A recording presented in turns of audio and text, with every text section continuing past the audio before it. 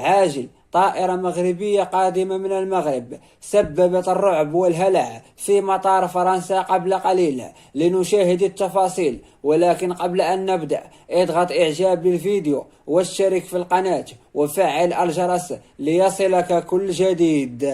كشفت وسائل إعلام فرنسية أن طائرة تابعة لشركة طيران استنفرت أمن مطار باريس. وفق ذات المصادر، فإن الطائرة التي كانت قادمة من أكادير، وبمجرد هبوطها في مطار باريس تم توقيفها على المدرج، حيث كان عدد من سيارات الأمن الفرنسي في انتظارها بعد طلب طارئ من طيار الطائرة.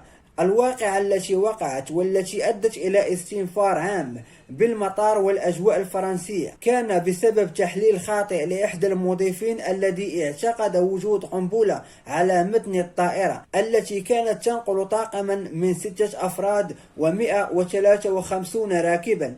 المضيف وبحسب شركة طيران فتح بلوتوث هاتفه عشوائيا فأدى به ليتفاجأ بعدة هواتف متاحة للاتصال تحمل نفس التسمية وكلها تخص أحد الركاب، ما تم تفسيره على أنه تهديد خطير. وبعد التفتيش الدقيق للطائرة التي توقفت أكثر من 2 ساعة على المدرج، تم التأكد من عدم وجود أي تهديد أمني أو قنبلة في الطائرة.